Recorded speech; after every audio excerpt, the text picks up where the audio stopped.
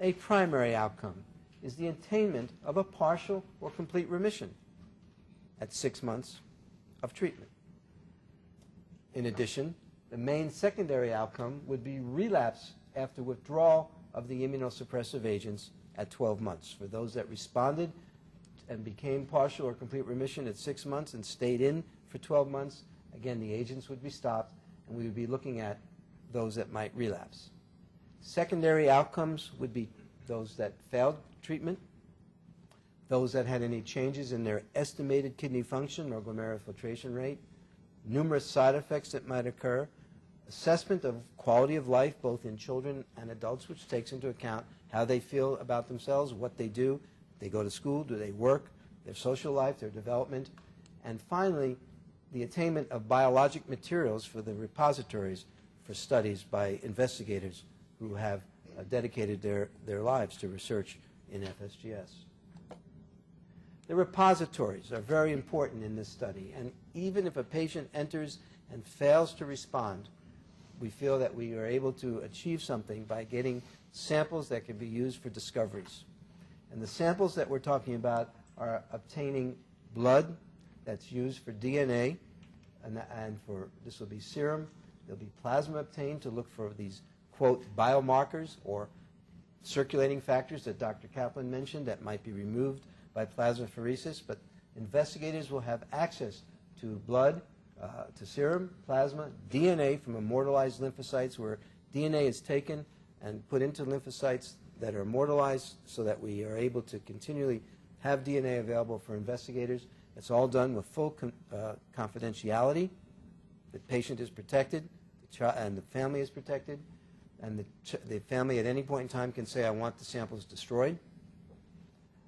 And urine can be obtained as well, looking for evidence of biomarkers that we may learn something from in the future. These samples are obtained at baseline before they're given any treatment.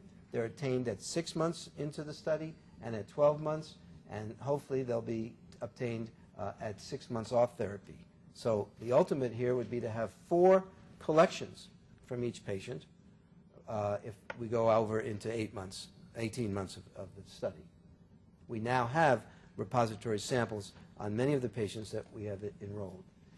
Dr. Marva Moxie-Mims talked about the NIH wanting to have other studies that relate to kidney disease and requests for applications to have the best science reviewed and funded, and that comes under this category we call ancillary studies.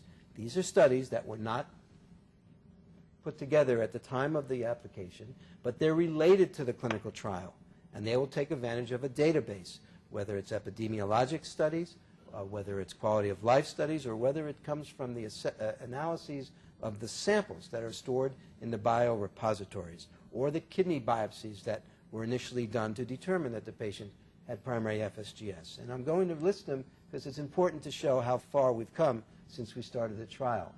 We have a study that's funded that's looking at changes in the familial FSGS genes. Another study is looking at podocytes in the urine in patients with FSGS. There's a database that is looking at patients in North America with FSGS from the NAPROTEX organization. We have another trial that's pending now with some support from industry looking at a connective tissue growth factor in patients in FSGS. There's another trial, cardiac diseases in children and young adults with FSGS, assessing what may happen to the cardiovascular system and risk factors in patients who have FSGS who are on the various treatments. 2 other studies need to be emphasized here. This is a study called Novel Therapies for Resistant FSGS, or the FONT study. This was awarded to Dr. Trackman, my colleague, and to Dr. Gibson from North Carolina. And this study holds promise, as data comes in, for potential use of newer agents once the efficacy and safety of these agents has been assessed, for use in children and adults who have FSGS that have failed the agents that we're using in the trial. And finally, a very, very large study is pending now. It's being reviewed, called The Pathogenesis of FSGS, and this is a program project which involves over 10 major investigators, who each with their certain area of expertise in pathology, in genetics, in cellular pathology, who are attempting to investigate the causes of FSGS in patients. And this is a hopeful study that, if we're lucky and we keep putting pressure on the government, on our Congress people, that this will be funded by the NIH, we hope. But we think that these two are some of the long-range outcome studies that the trial hopefully will yield. Other studies involve looking at pharmacokinetics of CellCep in these patients, what happens to patients with their proteinuria, and assessing clinical pathologic correlations, looking at the tissue, the biopsy, to correlate that with response or lack of response to treatment. A newer area of molecular biology looks at proteomics in the urine of these patients with focal sclerosis. What are risk factors for this development? Another study is looking at, again, the renal pathology, biopsy material, and several studies are attempting to look at, one, what happens in the bones of these children and patients who have FSGS under different therapies. And finally, this plasmapheresis therapy may be addressed with combination with Prograf, that calcineurin inhibitor, or tacrolimus, in patients who are resistant to treatments in FSGS. That's a lot of studies, and that's a lot of work and years of investigation. Some of the recruitment initiatives that have developed to enhance enrollment of patients in the study involve a committee called CARE. It's a committee to accelerate recruitment activities involving frequent conference calls to sites and to both the investigators and the site coordinator to enhance widespread knowledge about the study and to find out what else we can do to get patients enrolled. There are screening processes involving our pathologists who are asked to send us the data, non-identifiable data, on a number of patients that they have made the diagnosis of primary FSGS in their service, so that we can then contact the investigator at that site and say, you had a patient with FSGS, would you consider them in the trial? And we have a website that's a good website, up to date. It's fsgstrial.org, which I would encourage you to look at to see more information on the trial. It's linked to NephCure. It's linked to the NIDDK's website as well.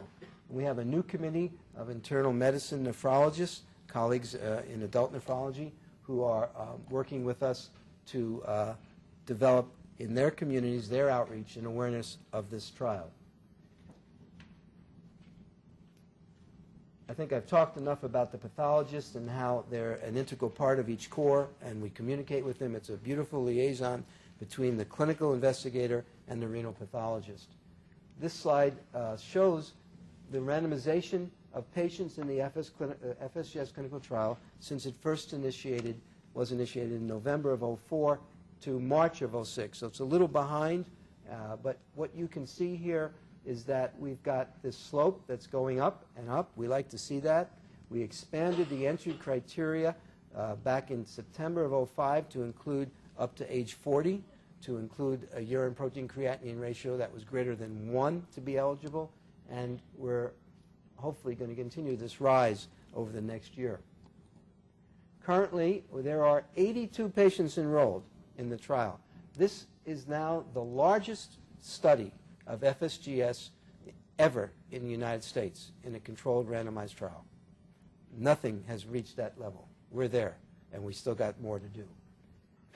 54 of these patients have already been randomized to treatment, and 5 patients at the time this slide was made last Friday are still in baseline. So this is encouraging.